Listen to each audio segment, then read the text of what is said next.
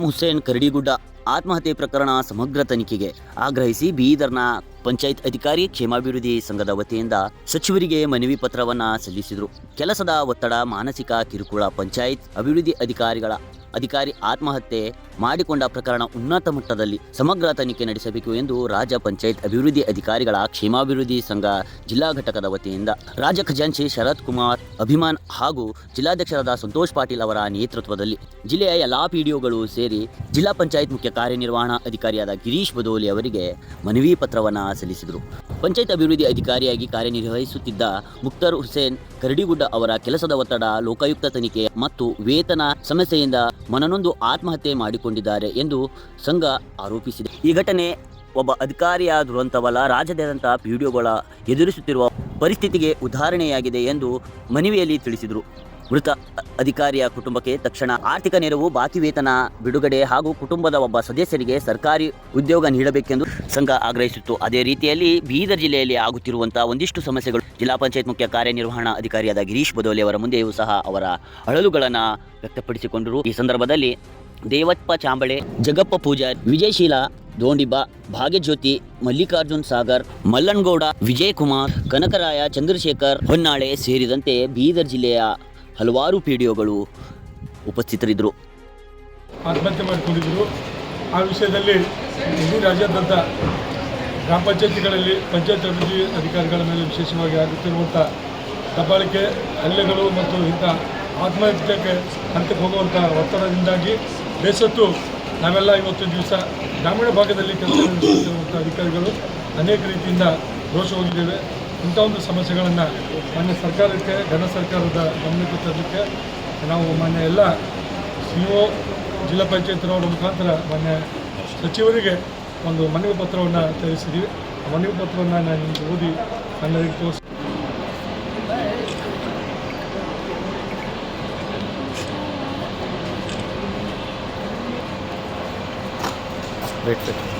ಮತ್ತು ಇಡೀ ರಾಜ್ಯಾದ್ಯಂತ ಏನು ಪಂಚಾಯತ್ ಅಭಿವೃದ್ಧಿ ಅಧಿಕಾರಿಗಳ ಸಮಸ್ಯೆಗಳ ಬಗ್ಗೆ ಮನವಿ ಕೊಡಲಿಕ್ಕೆ ಮಾನ್ಯ CO ಸರ್ ಅವರ ಒಂದು ನೇತೃತ್ವಕ್ಕೆ ಬಂದು ನಾವು ಇವತ್ತು ಮನವಿಯನ್ನು ಕೊಟ್ಟಿದ್ದೀವಿ. ಇಡೀ ರಾಜ್ಯಾದ್ಯಂತ ಏನು ಕಳೆದ ಒಂದು ವಾರದ ಹಿಂದೆ ಗದಗ ಜಿಲ್ಲೆಯ ಅಸುಟಿ ಗ್ರಾಮ ಪಂಚಾಯತಿಯ ಮುಕ್ತರ್ ಹುಸೇನ್ ಒಂದು ಆತ್ಮಹತ್ಯೆ ಪ್ರಕರಣ ಆಗಿತ್ತು. ಅದನ್ನು ತನಿಖೆಗೊಳಪಡಿಸಬೇಕು ಮತ್ತು ಗ್ರಾಮ ಪಂಚಾಯತಿಗಳಲ್ಲಿ ಒಂದು ಒಳ್ಳೆಯ ವಾತಾವರಣ ರೂಪಿಸಿ ತನಿಖೆ ಜೊತೆಗೆ ಅವರ ಮನೆಯವರಿಗೆ ಒಂದು ನೌಕರಿಯನ್ನು ಕೊಡಬೇಕು. ಅವರ ಒಂದು ಯಾರಿದ್ದಾರೆ ಅವರ ಹಿಂಬಾಲಕರು ಅಂತೇಳಿ ಅಂತಂದು ರಿಕ್ವೆಸ್ಟ್ ಇತ್ತು. ಅದ್ರ ಜೊತೆಗೇ ಇವತ್ತು ನಮ್ಮ ಗ್ರಾಮ ಪಂಚಾಯತಿಗಳಲ್ಲಿ ಅನುದಾನದ ಕೊರತೆ ಇದೆ.